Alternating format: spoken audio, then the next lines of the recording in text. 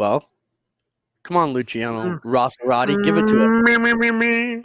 Isn't there usually a longer intro? I'm still sharing this damn thing.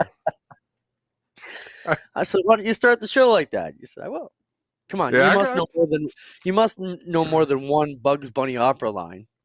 Let me tell you, this is the way I get psyched up. I mean, I don't know how you do it, Clinton, but I go on YouTube, some Kenny Rogers, some Jamie Johnson with Alison Krauss live at Farm Aid. Because seeing people perform in front of a live audience gets me pumped up. You know, first off, you have to get pumped up for this show. Like, you actually try to get in the mood. Well, I'll try to get in a good mood because normally I spend a bunch of time before the show talking to you, and it makes me want to punch myself. So I have to refocus, tunnel vision, think happy thoughts. Tulsa time. Jamie Johnson and Alison Krauss performing Tulsa time. If you're still not happy after you watch that, then you need a nap. I've actually spent a lot of the pandemic trying to learn the electric guitar, and I found myself playing a lot more country and stuff. And if you haven't heard Sturgill Simpson, that's my recommendation. Oh, amazing. I'm a big Sturgill Simpson fan lately. Who's the other one? Connor. Who's the other one? Crap, he's in a different room. We listen to him all the time. His voice is amazing. Coulter. Crap, he'll message me. Coulter Wall? Coulter. I got to see Cole Swindell. Not Cole Swindell, but if you also want to find some good music, any music that's been featured on Yellowstone is pretty badass. Like they feature at least one song every episode. Is pretty good. I agree. All right, so here's what's going on in the show. We're going to talk a little bit about our weekend kickoff at Flamborough. We're going to end the show with a highlight reel from the Thompson photo folks who are working with us on our crew again this year, and we'll be putting out some follow-up videos. So we'll end the show with that. In the meantime, we're going to talk to Steve Shaw Sr. from Southern Ontario Motor Speedway, who was involved in a bit of a racing altercation Sunday. And it's not like we went out looking for Steve. I got sent a message about 15 minutes ago before we went on the air and said you should have Steve on to talk about Southern Ontario Motor Speedway. So I know Steve. It's no secret if you were there that he left unhappy on Saturday or Sunday night. And so I just asked Steve if we could behave and have a polite conversation. He said, yes, we could. So we're going to get Steve's side of the situation that happened there. We're also going to set up our first race with the Knights of Thunder coming up this Saturday at Southern Ontario Motor Speedway, and we're live on G-Force for that. And all kinds of other stuff. So, Adam, let's first off talk about our kickoff with G-Force on Saturday. We got our new production rig out there, first maiden voyage for that. We had some issues. It's funny. There were a lot of things that went on behind the air that people don't see. And, like for one, we were explaining to some of our sponsors yesterday when they called, so we're there all day. We're set up. Things are going good. And Spencer's doing the updates on the computer. And we can't do them till the day of because if you're an iRacing guy or anything like that, you have your big race and then you get that, as Greg and Spencer have called it, the blue screen of death that says updates now or nothing. We don't want that to happen an hour into the broadcast. Well, as we're doing all these updates, or Spencer's doing the updates, I shouldn't be speaking French because I had nothing to do with it. I was running cable and you were cooking or assembling a barbecue. At 5 o'clock, right as the rain delay was coming to an end at Flamborough, we were getting ready to drive the track and go on, our cellular cards go down. So we carry multiples. Rogers is no good there. Bell is good there. Well, at 4:45, I think my watch said, 15 minutes before we were set to go live, it says you're out of data. Spencer starts throwing words that his mom would blush about. Gets on the phone. They say, sorry, we're closed. Call us on Monday. So now we're panicking. And to make a long story short, after about 45 minutes of yelling and screaming and hand waving off in the distance, Spencer came back and says, we're back on. Right at the moment, Doug Leonard says, Clint, how much time do you guys need? And I looked at Spencer and he goes, 20 minutes. And I think I said, you got 7. Let's go at 5:40, Doug. And somehow it worked out. We did have some bugs to work out, but we'll be better for this week. What was your take on the situation, Adam? Because right as I was still scrambling around, you guys were in the announcing booth, and you were watching Daddy's money cost Daddy more money, as Connor didn't have a great start. He got involved in an incident and put the car on the fence a bit at Flamborough. and he's all right. But man, that has to be tough for you emotionally. Exactly. It was really disappointing. I was disappointed for Connor. I'll tell you why. He slammed the wall hard, front end first, and all you can see. I had to go to a different source to see the accident, and it's from a great distance. Smoke off the front tire, so locked up the front tire straight up into the wall. It's strange, right? So what runs through my mind constantly, I feel terrible for Connor. I'm glad he's okay. Like, quickly we find out he's fine. Normally you are. The cars are built as safely as they can be. And just disappointment for him, thinking, man, that's not. I've watched him turn lap after lap after lap. That's an unusual mistake to make. So we're still kind of retracing steps, and we've found a couple things in the braking system we're not thrilled about. But yeah, it's disappointing. And that's more than anything. I mean, accidents happen. It's part of the game. But yeah, 5 laps into the race night, and Connor's night was over. So it was a short-lived opener for the Burger Barn Petro Plus number 44, but it was cool to see Connor out there in a car that's designed and lettered with his name on it. Yep. It's pretty exciting. Yeah, I mean, the biggest thing I heard on the positive side of that was I saw from a couple of sources that they were commenting he had a great attitude when he came back and kind of put it on his shoulders, and that's the best thing you do for a car owner like John Carley. And that was my question: how's the car owner? John knew what he was getting to with the young up-and-comer, and there's going to be days that don't get it. And my comment to Connor was what my brother Mike said to Jack when Jack came in after go-karting crying one heat race, and Mike slapped him in the helmet and said, hey, enough of that. Racing is 99% losing. You better get used to sucking. And that's how it was. But, it takes a while to get this stuff together, and I'm sure you guys will be back ready for the next event. We will. So Southern Ontario Motor Speedway is coming up. We are going to be there this Saturday with the Knights of Thunder, along with 4 of their other classes, which is going to be exciting.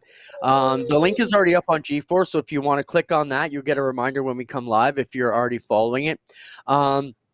We do have a promo we're going to play. Spencer, did you get the other promo? Are we good to go with that? So, Spencer, roll that promo, and then we're going to talk to Steve about what happened last week, and we'll show that. But here's your promo for what's coming up here on the month of June and the start of July on GeForce TV. The 2021 racing season is here, and GeForce TV is ready to bring you all the action. In the coming weeks, we have plenty of live short-track racing here on GeForce TV. Saturday, June 26th, it's time to get dirty. The Knights of Thunder 360 Sprint Car Series brings its first ever event to the newly reconfigured and rebranded Southern Ontario Motor Speedway. They will be joined by mini mods, Thunder Stocks, and the UMP Modifieds and Late Models. Friday, July 2nd, the APC United Racing Series Late Models roar into the always fast and tough Delaware Speedway for their first event of the 2021 season. Last year, the action on the tour was wild, and this will be a must-see event. It will also mark the inaugural event for the Quick Firestarter Super Stock Series. The very next night, Saturday, July 3rd, we head to the North Shore of Lake Ontario as the Knights of Thunder charge east to Brighton Speedway. Racing alongside the sprint cars will be late models, mini stocks, Thunder Stocks, and the Canadian Modifieds. Don't miss a lap. Catch all this action free and live on GeForce TV. Subscribe today for free at GeForceTV.net. Pretty exciting. We have a lot coming up. Why are you laughing? I know why you're laughing, but sit, Ubu, sit. Something you'll never hear at my house is good dog. What an ass. We've all come to understand where the dog plays a part. All right. He's been on the line for a while. Let's bring him in. Steve Shaw. We'll welcome Steve to the program here. Steve, how's it going? First off, let's just talk about your history at Southern Ontario Motor Speedway, formerly South Buxton. You've been a champion in their division there for a long time, currently running the Thunderstock division. Let's talk about the reconfiguration. Before we jump into the first event there on Sunday that was pushed back from Saturday, let's talk about the reconfiguration and all they've done. you've probably seen this situation a lot closer than a lot of us. The stuff Henry's gone through since taking it over. Being a newcomer in from Texas, not knowing anybody, it's been an uphill battle for Henry. Then runs a year by himself. He's got a different flavor on running things, I guess it's fair to say. And then he decides to reconfigure the track. And we all thought he was crazy. We're not going to lie. On this show, we talked about, wow, man, that's a long way to go. I don't know if I would have done that.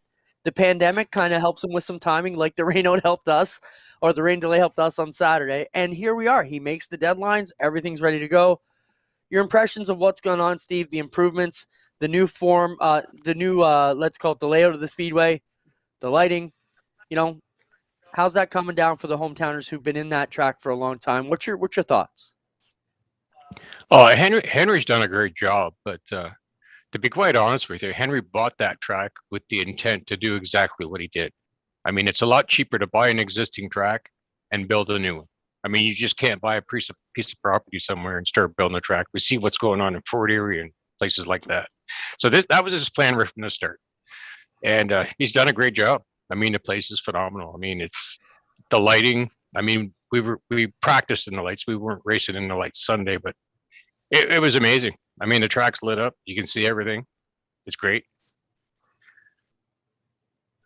So, Steve, talk about the action on Sunday night. We'll get to the last lap when we get to it, but things that you worry about from a brand new racing surface is rough patches, so soft clay, so it's worse than bumps. You get craters in it, big dust. Has any of that been an issue at the new layout? We had that Thursday night with the practice, but Sunday night the track was it was great. I mean, it had its bumps, but they were very minimal.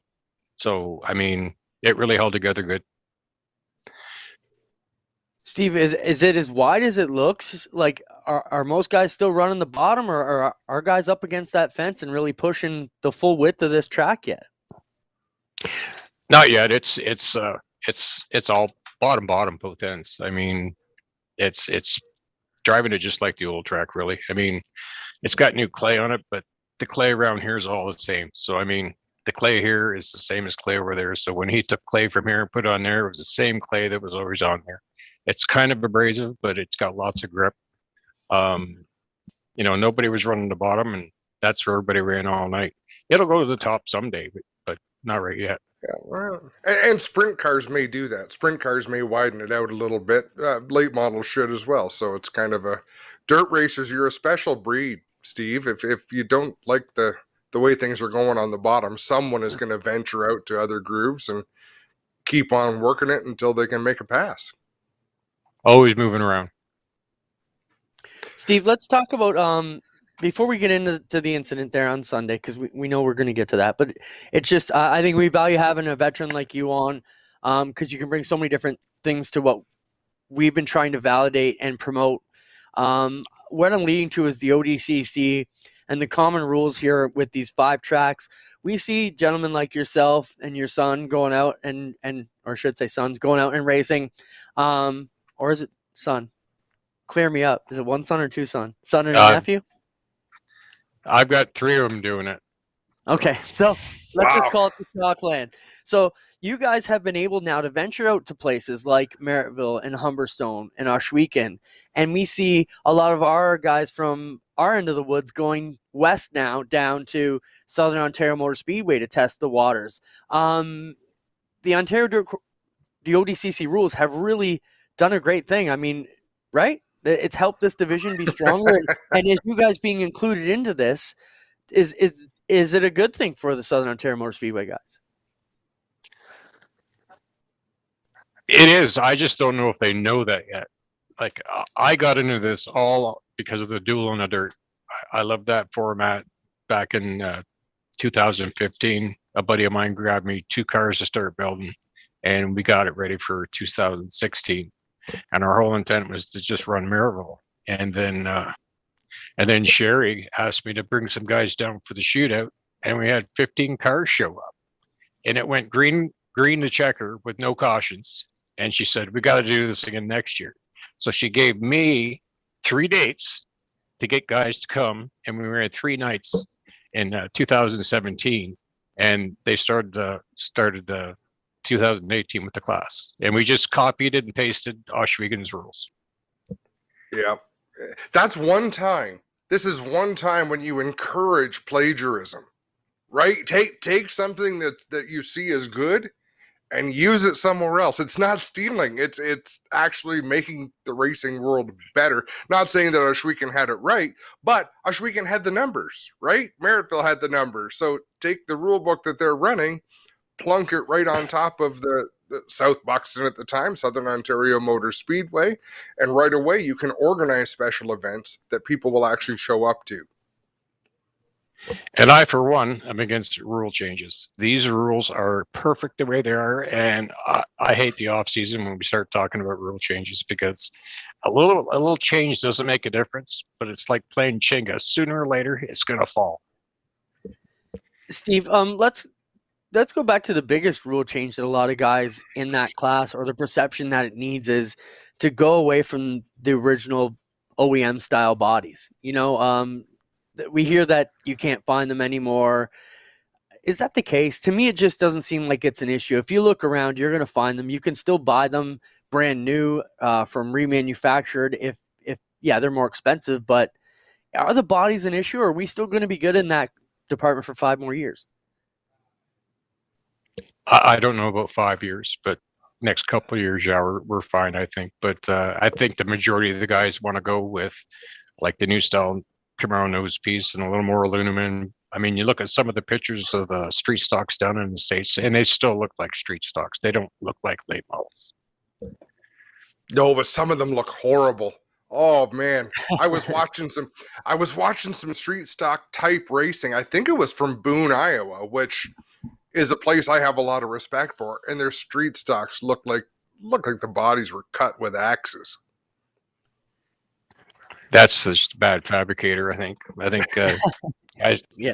guys like Dave Bailey and myself, we can knock a body out pretty good. So, I Well, agree. that's a perfect Let's look segment. at this. Let's look at this video highlight, Clinton, and keep moving, because we got to get to the good stuff, and this is going to provide some good stuff. So, Sorry, Steve, we're going to keep your microphone on. You can feel free to talk over this at any point, and we'll have a conversation. Let it roll, Spencer, and we're just going to talk about this. We may watch it once or twice.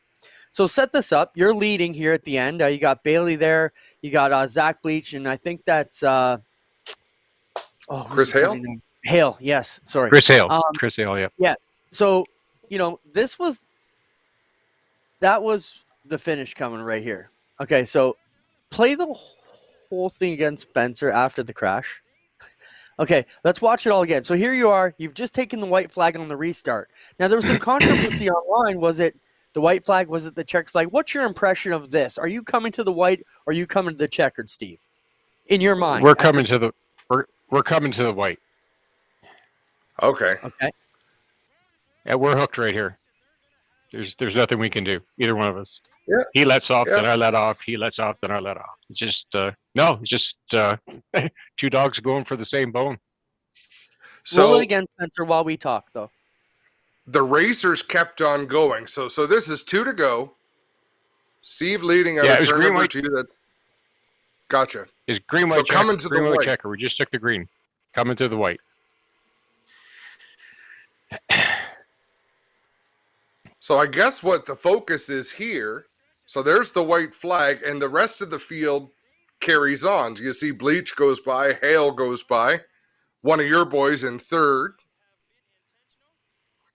So how was it officiated at the finish there? So you guys are obviously out with 1 to go, right? No. My take on it is that last caution.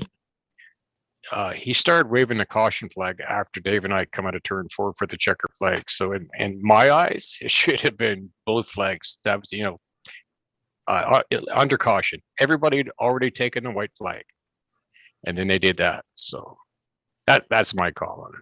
Well, wait, The green, wait white 1 checker. second. I don't want to argue. I don't want to fight Steve. I just want to clarify. I thought as we were watching, you said when Dave got to the inside of you, as you hook together, that was coming to the white, was it not? Like right now, It was coming to the white. We just took So the green this is- flag for a green-white checker. So you guys never made it around to come to the checkered, or No. did you carry off after you? Okay, no, and I just for my sake. Okay, so when you guys crash here, Steve, into the fence, does the yellow come out? And It's coming out now. I mean, we just did they went end it under the at white that flag. time, or did they go back green again? They ended it right there. And who What got should- awarded the win? What should before you answer that, Dave. Steve? What should have happened? Okay, Sorry. Dave. What in your eyes? What should have happened? Yep. I went off on a hook. Dave had a flat. He had to go to the pits. It should have lined up with the 79 car, the 96 Junior, and the 108, and then restart again. Okay, so they finished the race after that wreck. They So they ended it. They awarded Dave the win. Okay, but you agree that you're out of the race. You'd be scored whatever, last car on the lead lap or one lap down. Like you're good with that fate. Well, they gave Dave the win. The flagman said I finished second, and when I went to get paid, I finished 14th. So Dave But wins. in your heart of I hearts, don't. where do you think you should have finished? Like, to me, when I watched that, Steve, I'm looking at it, and based on what you said, you should have been coming to the white. Thinking how I'm trying to picture how Doug Leonard would have scored this and officiated this. So we're coming to the white flag here. As the white gets thrown, you guys crash. That would mean the yellow would come out right here. We would reline them how you said, whoever, the way they crossed the Right. line that last time.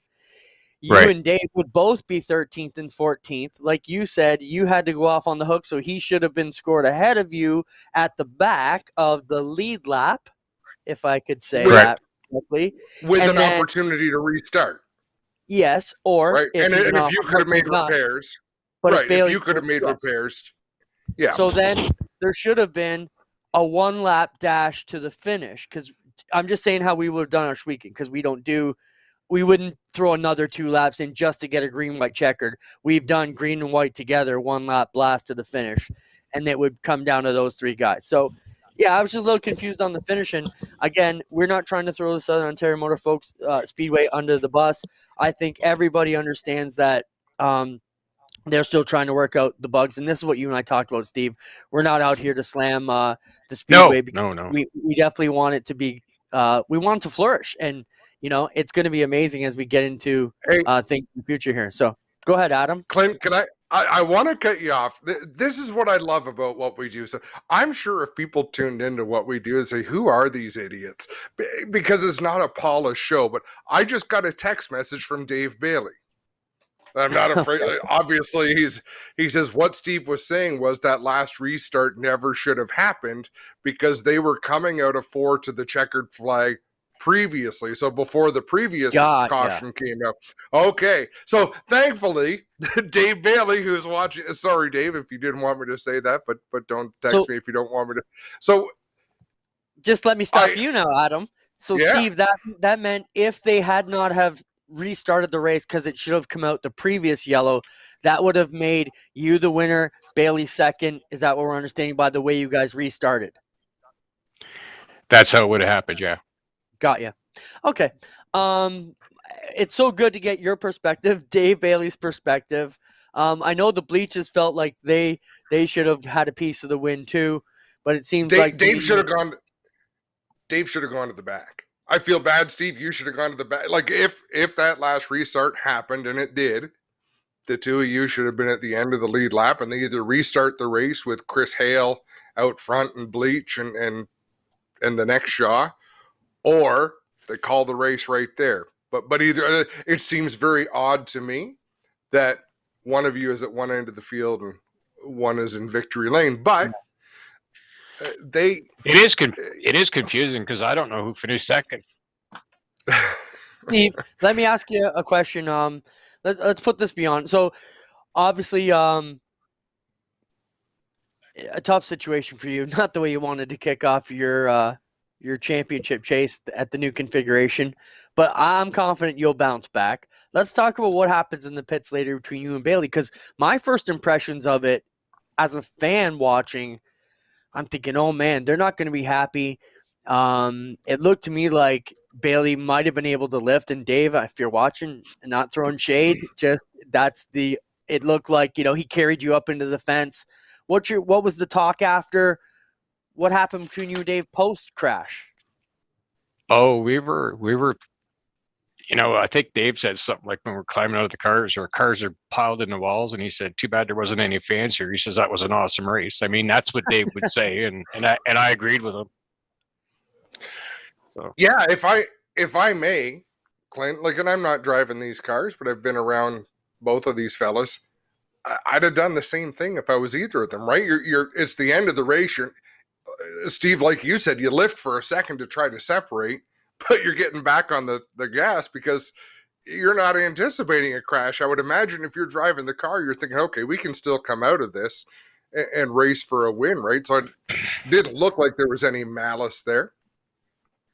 no, we were hooked. I mean, he did lift and I did lift. It's the timing is, you got to do it at the same time, and it's kind of hard to, correspond with the guy that you're racing with to let off a bit. But it is what it is, and by the time you're heading for the wall, it's too late. Well, let's do this. I think this was a great discussion on something. Nobody has burnt any bridges to the ground. I think we should thank Steve for coming on, unless you've got another question for him, Clint. But I enjoy this I don't enjoy crashing.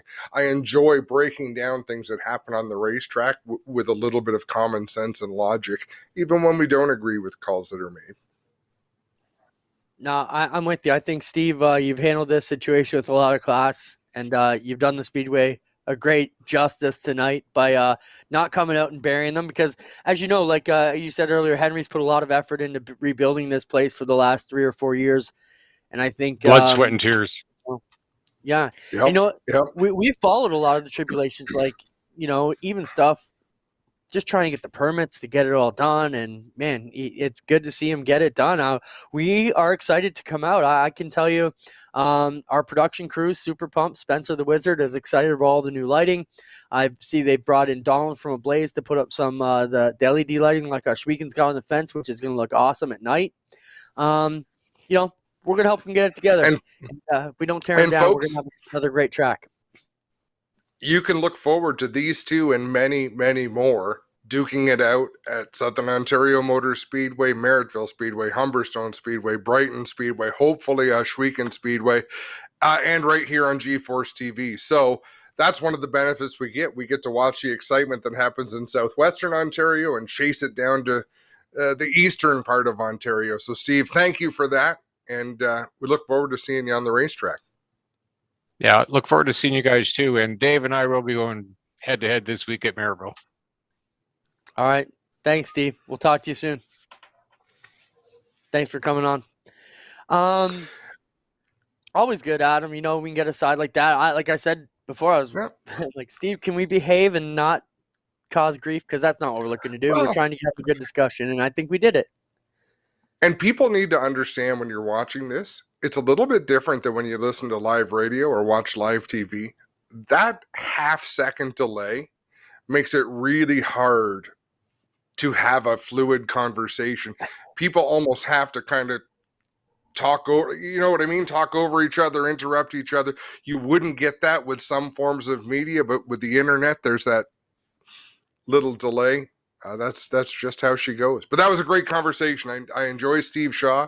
I enjoy the Shaw family, and I enjoy that he laid it out. He told us what he thought. We got some text messages from the other side of that wreck, and we'll be able to enjoy it all summer long. It's just funny how the impression you can get watching it from the outside is totally different. I think a lot of fans would have watched that finish and figured they'd be angry at each other at the end of that race, right? Like, even us, we're veterans. I look at that and I'd come up on that scene and go, oh boy, here we go. But if you know Bailey's dry sense of humor and Steve's an old veteran, they're just going to work it out. And, I think it comes down to intent too. They both know they are not out there to intentionally wreck each other. When they get together, it happens, not on purpose. All right, let's move on a little bit. Don't forget, there is all kinds of exciting dirt racing going on this weekend as the dirt season pretty much kicks off at all our tracks other than Oshweekend. My meeting with Six Nations Council regarding Oshweekend is next Wednesday. So hopefully 2 shows from now, we'll have some more news for you on the Oshweekend front. With that being said, we have postponed the Pinty's 100 again till 2020. It's just going to be a big festival event, and we need to make sure that is going off on the right foot. And then I just had a meeting with Dean Reynolds, and we will be postponing the big block race again for another year as well, because we need border open for both of those to be the success that we had planned them out to be. Moving on from that. And hang on. If the border was open, maybe, just maybe, Stephen Petty would have been there, Clinton. And he would have said this, not signing the track in any way, but this is what should have happened in my opinion. Yellow should have come out, and the field should be frozen with a one-lap shootout for the win. And this ties in very, very nicely with the comment we got from Alvers, who's saying in NASCAR, once the white flag comes out, the next flag ends the race. You are both absolutely right. On asphalt, generally, white flag, next flag that comes out ends the race. On dirt, however, the yellow flag is thrown anytime before the leader crosses the checkered flag. They finish that race. They go back to a restart. One of the reasons, it's one of the things that I think is a notch in the dirt racing column for adding that excitement. But there are times think, oh man, just end this already. So anyhow, great comments, and both people are correct in certain. There are nights in the officials booth where the night's just gone on that long, and you get that yellow halfway down the back straight, and we're like, we are just putting this one through it. And you hang on to that yellow a little bit longer, and you get the race over with. But no, I mean, you're right, Adam. I'm definitely a fan of let's shoot out till there's nobody left to shoot out, if that's what it takes. And I get the other side as well. So some nice comments. I do want to address. Sorry, Clint, I cut you off again. But thank you, Mike Schmidt. Thank you for your support of the race. Mike Hooper, really appreciate the comments and the compliments, and people asking whether there's going to be G-Force Light this weekend. And we are very excited to say that we think there is going to be G-Force Light for Merrittville and Humberstone on a regular basis, unless I'm mistaken, Clint. No, you're right. We're working that out. Merrittville, Humberstone, we're working out the deals to make sure that will happen. Last year, we had a sponsor come on board, and they covered all the Merrittville events in one pop, which was awesome. And I think we're very close to putting that deal together. Either way, you will see it. It should air Sunday night if all goes well, if not Monday at the latest. But we're planning on being up and ready to go. So Spencer says in my ear, Sunday Merrittville, Monday Humberstone once it gets open, which is going to be the July 31st weekend.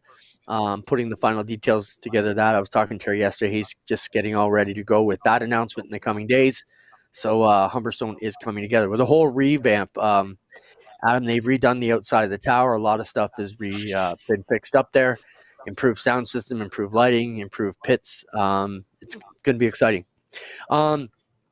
Moving on, if you are racing at any of the events coming up on G-Force, we have a G-Force driver submission form that you can sign up for. The link is found on our Facebook page, and you can find it there. It's the G-Force TV roster info form. Spencer, is there anywhere else they can find it? What are we missing here? Can we? Okay, so it's on our Facebook page. Okay. Go search for it. G-Force TV roster. We'll try and share it out among any of the groups, be it Knights of Thunder, Action Sprint Tour, and some of the home tracks where we go. I send it off to Blake too, and we'll make sure they have it so they're drivers. It's just a simple form you can submit on your mobile device or your computer. Just some basic driver's information, your name, couple sponsors, hometowns, some basic what division you race in, and that'll help us throughout the year to make sure we get your correct information on the air, and really helps us get a head start on our rosters for all the homework that who does that? Greg does the dirt rosters and you do the asphalt ones, right, Adam? Yeah, and what a challenge, what an uphill battle, because we're looking at cars, the numbers don't match what's on the roster. So thankfully now people write in their sponsors. So you look for cars where the sponsor matches and match the names that way. It's very frustrating. It's nobody's fault. It's just very frustrating and very, very challenging because we want to put on a good show. We want to call the right drivers by the right names and Clinton. Well, we're gonna tell my story from Saturday about. Oh man. So, like a perfect example of that, exactly what you said about the sponsors and everything. So, we have a shared page that I can access on my phone, and it's the rosters page. So, being our first event in the new production unit, my sound system was down. I couldn't hear a word you guys said all night. I was getting cues from Spencer to say, okay, go. And we basically know when I was getting, if there was an accident, I could say I got a report, and then he'd relay the message to you. It's not as slick as it is how we normally like it, whereas I put it, I need to be able to turn my microphone and jump into the joke with you guys whenever we're having one, because the three of us can have a lot of fun busting balls. So we're working on that.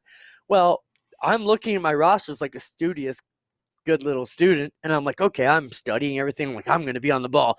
Well, Andy Weller, who I've called, I must have called 100 of his races myself in that yellow 90 car. So I see it come in, and you guys, so he comes in and he gets out of the car and goes, ladies and gentlemen, how about it for Andy Weller? And he turns around and goes, I'm Gary Slamma. And I was like, oh, what? And my roster said Andy Weller, but you guys got the message better? I didn't. And I'm like, man, now I look like an ass. It sounds like I'm not even paying attention to what you guys do, because for 30 minutes you guys are calling him the right name, and then I close it off by muffing it. Right, because it's horrifying. I know how you feel, because in 2001, I interviewed Matt Kenseth at the Canada Shootout, and I called him driving for the wrong team. Like, in the grand scheme of things, most people listening didn't care. I still think about that and feel embarrassment when it comes up in my mind. And you didn't, aside from not knowing what Andy looks like without a helmet on, right? Like the yellow 90 car, that's Andy Weller. And he was there on the weekend. He just happened to not be driving. So I felt terrible for you, Clinton, because I know how that feels. Andy Weller, right? So I'm looking off the list. And the other one was yes. There were 273 cars, and like you mentioned, the sponsor. Thankfully, one of the sponsors on Jordan Morris's car was Morris Mechanical or something like that, and I was like, okay, that must be the Jordan Morris car of the 273s. Because when I'm looking at the scoreboard and I'm trying to figure out what three driver names am I going to have to pay attention to interview me, and that's just because we don't see these series all the time. We see them once a year, and being the first year of the season, it's just the stuff we go through behind the scenes to get it right. What's even better, if you happen to know that there's a Jordan Morris in a 73 and there's a Megan Mitchell in a 73, you don't know. Like, if a female climbs out of the car, it could go either way, right? It could be Jordan, it could be Megan. I got a good story about that. 19 years ago or so, Kelly Hallett comes on the scene at Oshawa Weekend Speedway. Comes out, dusts them. I never thought Kelly would ever be a boy. The whole night long. Wow, she's whipping their butts. And oh, look at this girl, killed him. Who gets out of the car? Kelly Hallett. Now, if you know Kelly Hallett, he's the farthest thing from the girl you're going to see. The guy's a freaking linebacker and a half. And I was like, that's Kelly. Yeah. From there, it was a lesson learned. Like, never make assumptions on names, because you'll get burned every time. And, it's just the things we go through. All right, let's get into some more fun stuff. We got some rapid fire stuff. 20 minutes to go. If I'm missing any comments, Spencer or Adam, let me know. If we're jumping through it too fast. When the lift breaks, check this out, Adam. This was a late model on a lift, strapped down properly, nonetheless, because it hasn't fallen off. And look at that. So half the lift breaks. How many times do we see people standing under these things at the races, Adam? Not necessarily with the car on it, right? But still, if that gear let go, I don't like walking under them. And at every NASCAR race, they're using them like sunshades. It's just like the whole team hangs out under them. I was like, wow, what happened if that had come down? So that's just be safe at the races. And as we've said here, my father, Gary, had told me many times, you're way more apt to get hurt in the pits than I am out on there in the car. Larson uniting racing. Who would have thought this would be a statement that come together? This was a statement put out by the folks at Rocket Chassis last week, Adam, and I thought this kind of hit home. We took it a bit personal because if you scope it to what we're trying to do on G-Force on a smaller scale, kind of what we're trying to put together. Rocket Chassis says, Kyle Larson Racing has changed the world of motorsports. He's made the late model fans sprint car fans, made the sprint car fans late model fans, NASCAR fans dirt car fans, and dirt car fans NASCAR fans. No one has ever united the motorsports community like this. Nothing but respect.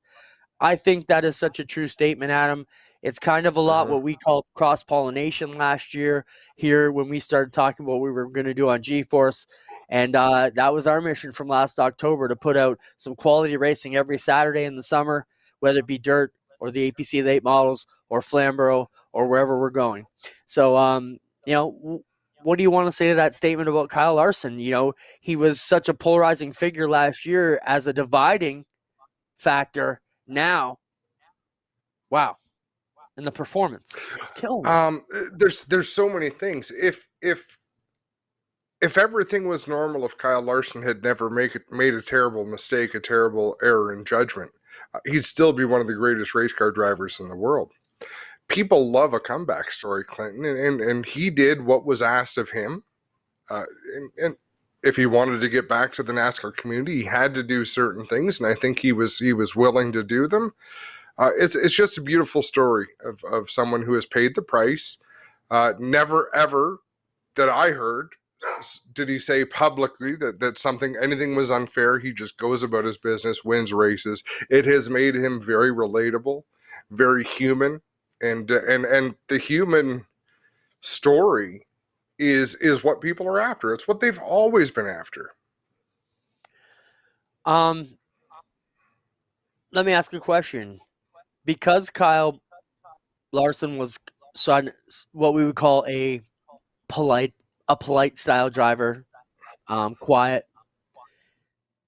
could Kyle Busch have come back from the same thing that he had with all the negativity towards his attitude that he carries? Would it have been a harder road for Kyle Busch to make the comeback than Kyle Larson? Just something I thought of while you were talking there. Americans voted Donald Trump president, for Christ's sake. Yes, the bad guy can make a comeback and overcome terrible things that they've said. And still, that'll be Trump 2.0. We'll see if that comes back around. So, yes, they can. Because people love a comeback story. Pete Rose is a good example. Right? People still fight for Pete Rose to be in the Baseball Hall of Fame. He has done... But he's not. But he's not. He's not. People don't shun him for what he did anymore. They can shun him for certain things that he did after what he did that baseball is penalizing him for, right? Yeah. Like there's people that make so many steps in their career and missteps. Charlie Sheen, Robert Downey Jr. is a great example, actually. That's a good comeback story.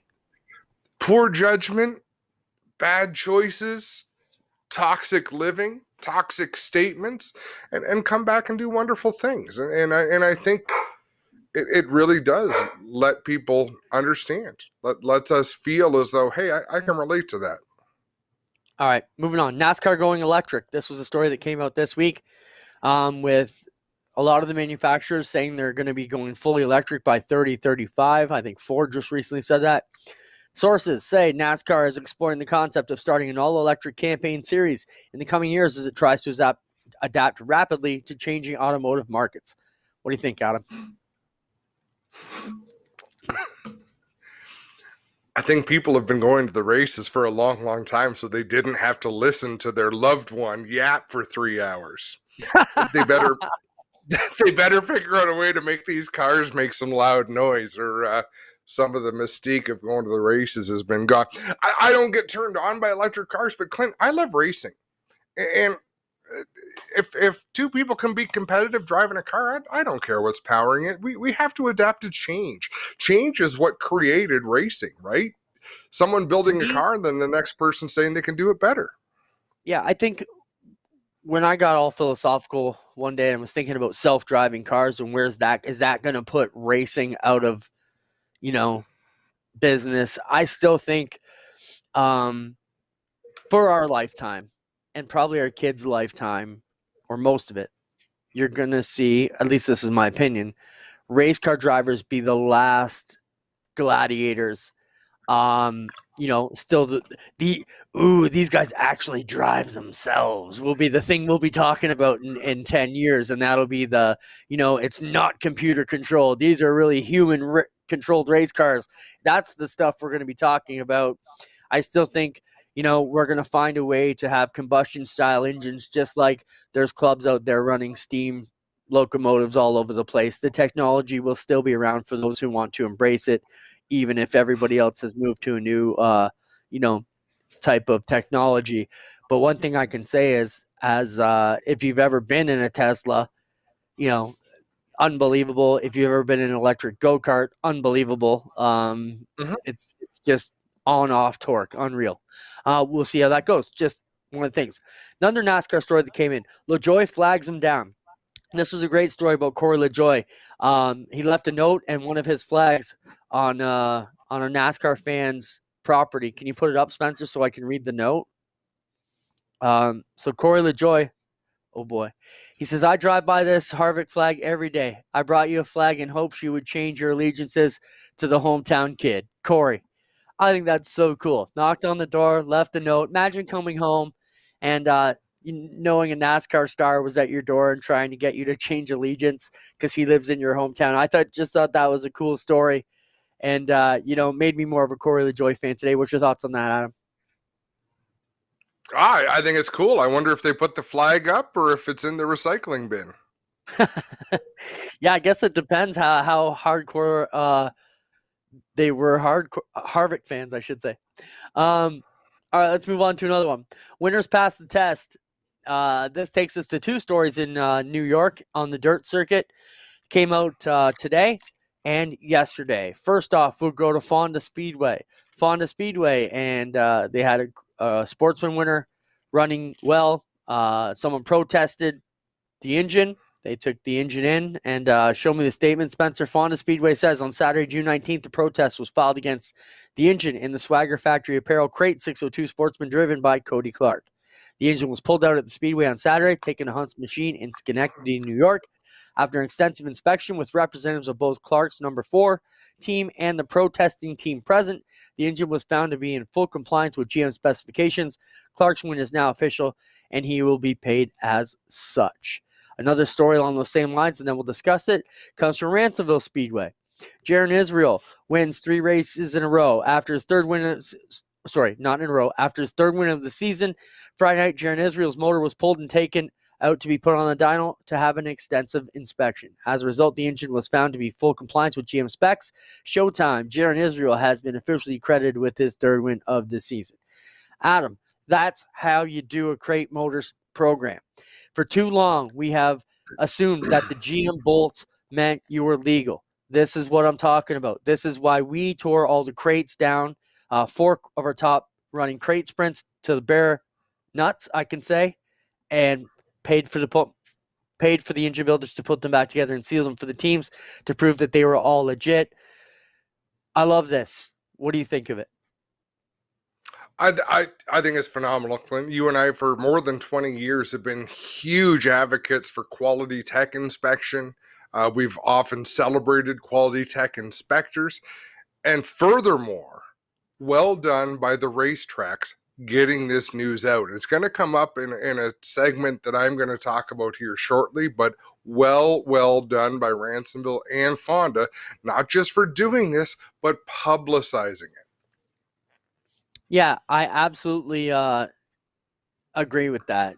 And publicizing what they're doing. I mean, that is a great thing to bring other race teams to your track. I mean, the best thing you can do is give a fair playing field to bring people in, I think, and along with treating them with respect as well.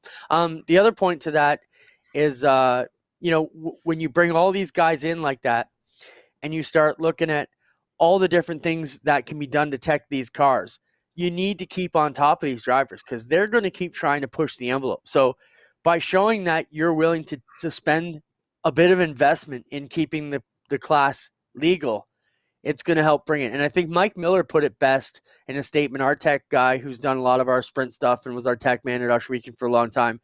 Mike said, a real champion should welcome Thorough Tech as a validation of their hard work and, quality of what they're doing, and there's meaning in layman's terms. You should be happy to have your stuff tore apart because it means you're doing good. And one of my favorite sayings when guys complain about being tore down too much is suck more. You won't have those problems. All right. Let's give Adam his soapbox. Oh, no. Let's talk about Chase Elliott DQ'd for 5 loose lug nuts. Adam, that's extreme. 1, maybe 2, but 5? That's concerning. That's concerning to me. They used to call teams in when they thought they had loose lug nuts because they had officials in every pit box. They don't do that now. My concern is this is one of the biggest safety items at a racetrack that's crammed full of people, right? A wheel comes off, that can kill multiple spectators or crew members or officials or drivers if the thing gets airborne and someone drives into it. So I hate seeing this. Problem should be solved next year when they go to a single lug nut concept. So I think it's good that they disqualify someone for that. In fact, if they're going to make that a rule, I was most concerned that crews are choosing not to put 5 lug nuts on a car to win a race off a pit road. Yeah, I was when I was spotting for, I think it was Gary Clute, and he had Kevin Mannion, who won the 500 with Jamie McMurray. He was Bono Mannion was saying that was the last thing he told the pit crew is make sure you get those lugs tight. He said, because I'm already 10,000 in the pocket lighter this year from earlier in the season, so make sure you guys nail them. Because it is a big fine in NASCAR. So we have struck up a new association with the folks at Thompson Photography. They compiled a highlight reel, and we're going to close out the show with that. But before we get to that, Adam and I are going to have a last talk bit about don't let it become a club, or as we also call it, Adam's soapbox. Yes, I have some concerns, but I also have solutions. I don't like pointing out problems without pointing out solutions. Ransomville and Fonda Speedway in New York, bravo for what you have done. Publicizing your tech, publicizing your races, publicizing your results. It all matters. It is all ways that the tracks engage with their fans because it is a full ecosystem. It is an economy. I'm very concerned by the fact that Flamborough Speedway hosted a race this past weekend. Sunset Speedway hosted a race this past weekend. I can't find results. Race Monitor doesn't count. That is a hardcore aficionado. That's something we keep in our toolbox as a resource. Flamborough was on Race Monitor. Sunset was not. Folks, you've got media people at the races. You've got promoters at these racetracks. You have to put out your results. Let people know who was there. I heard through the grapevine and through some social media, Lane Zardo won, Paul Maltese won. What was the top 10? What was the full finishing rundown? If you want people to care about your product, you have to let them know about your product. So my solution is this. If the tracks are busy, if the tracks are doing other things, then someone, a racer, a fan needs to say, hey, can I help you? Can I post these results? You can share them to your social media. I would do that for you because I want people to know about what goes on at the track. Flamborough Speedway and Sunset Speedway for that matter, their entry list this weekend were light. There are a lot of race teams with a lot of race cars ready to go. The interest level and paying an entry fee to go out and go racing has waned. It got us through last year because we needed it last year. Last year is over. I don't think people want to pay that registration to go race. And I want us to avoid the situation where we're club racing like they do at road courses, at Shannonville, at CTMP, at Toronto Motorsports Park, where people come in and they pay a hefty sum of money to go and race their cars for a weekend, and then they go home. There is no fanfare. There is no PR. There is no economy built around it except for the car builders and the people that tune them. But I don't want us to get to that. So I think we really need to focus. I'm going to say if you're a fan and you couldn't find results to Sunset Speedway, if you were on a pit crew and you couldn't find results and you were there, go see Brian Todish, go see John Caselli at Flamborough. Say, hey, can I help you? Can I post these results so people know? Clinton, I got started in this business doing PR work for Flamborough Speedway, and I got paid based on how many times we got into the newspaper. So I cheated. Well, I didn't cheat it. I took advantage. Every race, I took the winners, and I had a different story for each division when the winners were from different towns. So Scott Lyons, when he won, it was perfect because he's from Westover. So the Cambridge paper would run it. So would the Waterdown paper. So I would send them a Scott Lyons story. But Derek Mellenbacher maybe won the Challenger feature. He's from Milton. So I'd make him the headline, and I'd send it to the Milton paper with a picture of Derek Mellenbacher, and that would get run. So all these different hometowns, that was my job. It was getting positive attention for John. And at the end of every week, I would take him all the newspaper clippings, and I got paid. I'll even give you the numbers. It was $15 every time we got in the newspaper. Then I got really smart because the Hamilton Spectator had this family fun planner. We were in that sucker pretty much every day. So John got tired of having to pay me more than he wanted to. But folks, it is a business. You are promoters. Keep the hype going. Let people know the results. Engage your fans. Even if car counts are light, let people know the cars are going to come. Once we get back to a more normal situation, this goes for you race fans as well. Get your asses to the racetracks, stand up and cheer, buy a hot dog or a Diet Coke if you prefer, and enjoy the show. We need to get back to normal, and I don't want to see us go the wrong direction. I hope that wasn't boring or off on a huge tangent, but I feel strongly about it. No, there's a couple questions I want to go over from the chat. So if you've asked them, we'll try and get to them here. But Adam, just to add to that, I want to take a line that I've seen shared about restaurants reopening and relate that to racetracks. And, these racetracks have been pretty much shuttered to fans for a year and a half or a season and a half now. And a business that only has 20 days a year to make your money, 1 day a week, every week really counts. So, they've really taken a beating. What we do want to say is, when you go back, be positive. Don't go in there and bitch about everything. Don't complain about everything. Take your hot dog, be thankful we're back at the track, and give them a chance to work out the bugs. They're a little rusty too, wherever you're going. They haven't done it in a year and a half either. So even if Ush Weekend gets rolling right away, we're going to have some problems. And we got a great staff there, but it's the reality of it. Even if you go back to the scoring issues we talked about at Southern Ontario Motor Speedway, you're going to have problems. But a good measure of business is how you correct those problems, because you're going to have them. We had them Saturday. Yep. And how we handled them is how you take care of your progress and measure where you are with what's going on. And case in point, Clinton, we're a team. G-Force is a team of 5 partners, and the team is even bigger. We don't always agree on things. We sometimes have to resort to democracy, and sometimes we don't get our way. I haven't got my way. You haven't got your way. At times, you keep smiling and you move forward because it's worth it. I mean, it is. It's interesting because the 4 of us are totally from 4 different planets, and then you got the 5th one who's way out there, and it's just we rarely have the same opinion, and democracy is what it usually resorts to. It's rarely 3-1. It's usually 2.5 plus a little bit, to 2.5 plus a little bit. All right, a couple questions that came in. Brighton Light system. We are working on getting Brighton Light. We would like to have Brighton on there weekly when we're not there. We are in talks with the Rinaldi folks, and we will try and sort that out. I don't think we have anything set up for this Saturday, but we are working on that for the coming weeks. We will be there live a week from this Saturday, July 3rd, after we spend the night previously at Delaware with the APC series. The non-point 360 races, Wesley Shaw asked this, what's the story with those races at Cornwall and Brockville? So those were Empire Super Sprint scheduled races and Patriot Sprint races at those tracks. In order to give the 360 guys around here an opportunity to go, we just put it on our schedule.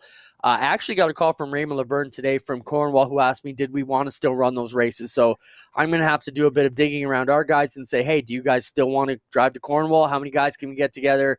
So there's a chance that race is still going to happen even if the border's not open. It depends on what the 360 guys, and I told Raymond we'd talk to them Saturday and figure out what their feelings were, whether they wanted to, if we could get, 18 guys from here or 15 guys from here and 5 or 20 from Quebec, and he could get a sponsor, we'd work it out. So we'll see what happens there. Stay tuned for the non-points events on the Knights of Thunder Tour, powered by Pinty's. And the last question I saw was Humberstone opening. If you missed it, we talked. Terry Vince has been revamping, and they're going to be set to open on July 31st weekend as part of their All-Canadian Championship weekend.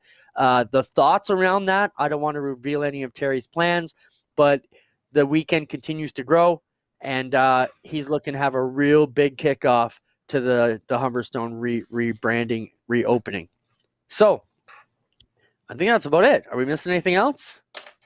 No, we can just lead into our big close. Not just yet. Thanks, everybody, for coming out. We really appreciate you spending this hour with us every Tuesday. We appreciate your questions, your comments, your participation. We appreciate those of you who reach out to us and suggest guests. As I mentioned earlier, Steve Shaw Sr. was a suggestion 10 minutes before we went on. We went out and got him, and we appreciate what you've got, what you guys want to see. With that being said, we are going to be live at, I believe, 7 p.m. from Southern Ontario Motor Speedway Saturday night. So make sure you check that out. Make sure you go to gforcetv.net, subscribe, and click the bell. Make sure you get the notifications so you know when we're live. And, just right there, Adam, that helped because Saturday we went live.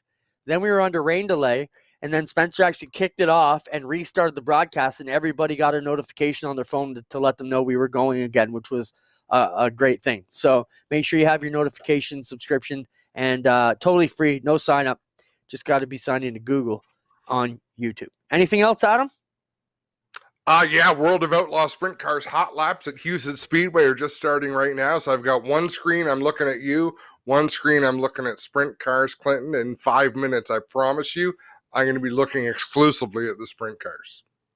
I want to send a shout out to Kyle Tomaski. He says he's watching us live from the go-karts infield at Merrittville. All right. As we mentioned earlier, Thompson Photography has partnered up with us to do some work at a lot of these events. They put together a highlight reel that'll come out midweek. Here's their first version of it from Saturday night at Flamborough. We'll see you all live from Southern Ontario Motor Speedway this Saturday night. And that's it. Roll it, Spencer.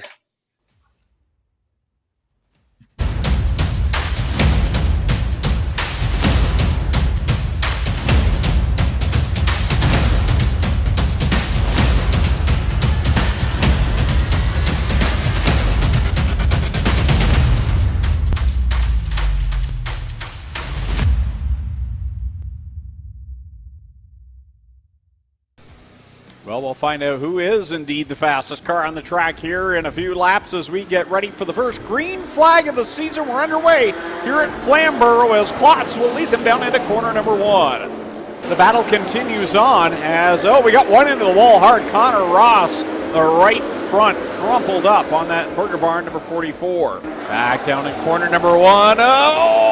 Jared Morphy trying to get there to the back bumper. He almost got him. Wow, Joe Arsenault just about caught the wall off of turn number 2. He's driving that thing for all it's worth as well. The front end broke on that Williger number 8. I'm almost certain. Rattling right now. He would love to get back at Mike Pott in that number 5, but the checkered flag in the air, the first checkered flag of the season, the Hank Franks Memorial. To TJ Marshall in the 15, Mike Pott second in the number 5, then Jared Morphy in the 18. As we come to the green flag, we'll get the full running lineup here. Austin Penny back there in the 97. David Rockwood in the 90. Jennifer Hatch in the 17. We're catching the top 5 as well as the cross flags are out. Halfway home in this one for the Superstocks. Cashmore gets turned. Pepper goes sideways. Who's going to come out with the leader? Collison. Cashmore up under the back end of Gallant. He'll go around. Green flag is still in the field. Gallant now facing the wrong way, and that may put us under the caution. Russell spins in 1. And Cashmore, Pepper, and Collison back at it. Green flag's out.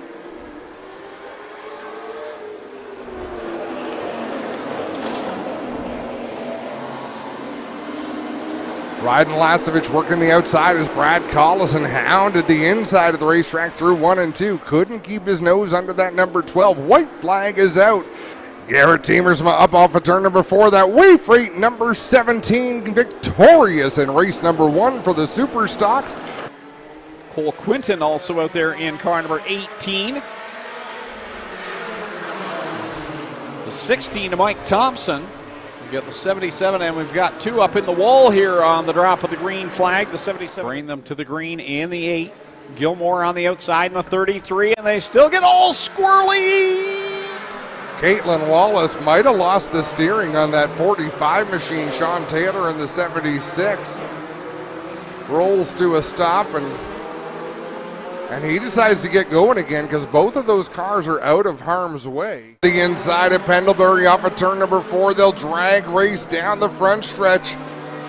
Pendlebury closing the door into turn number 1. Contact. They both go around. Dale Millard.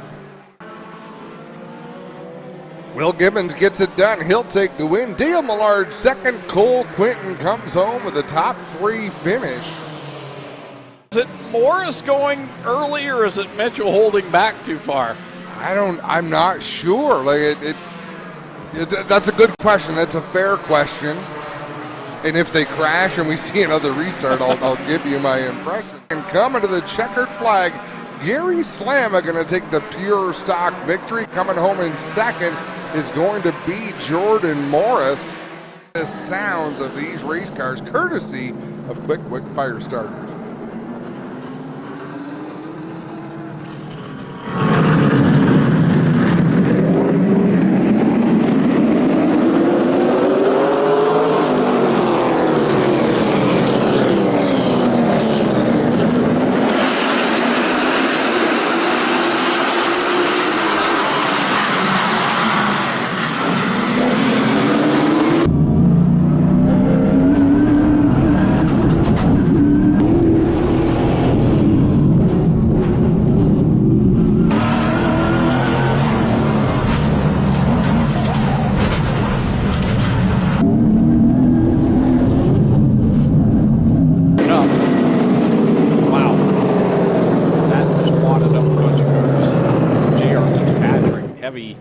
Impact on the front end of that machine. He does drive away. Jade Franklin's got damage. JR couldn't see where Wow, McGinnis aggressive on that. McGinnis was aggressive on the restart, got a good launch off of turn number 4, but Trayton Lapsich really rotated into 1 and 2 and then squeezes McGinnis up towards the concrete. He'll lead the way off of turn number 4. And then tries to scoot away, and he does. Gets a bit of a buffer zone between he and second place. Oh man, that battle for third is really shaping up. Kyle Steckley has it. Connor James is all over him. And oh, they make contact. Steckley into the front stretch wall. You know, a little bit of contact. Connor James changing lanes behind Steckley, and we've got contact in turn number 1. The battle for second. Sean Chenoweth has to go to the outside of Kyle Woods. He slows up just a little bit, pass him at the right time off of turn number 2. One more time through 3 and 4. Trayton Lapsovich wins round 1 of the Grisdale Triple Crown. Chenoweth second, Gemmel third, Connor James fourth, Kevin Albers finishes 5th. On this cool down lap, Spencer, I don't know if you still have time to do this, but pan through the whole field. I want to give a real shout out to some drivers. Kevin Albers in the 27. Ray Moore.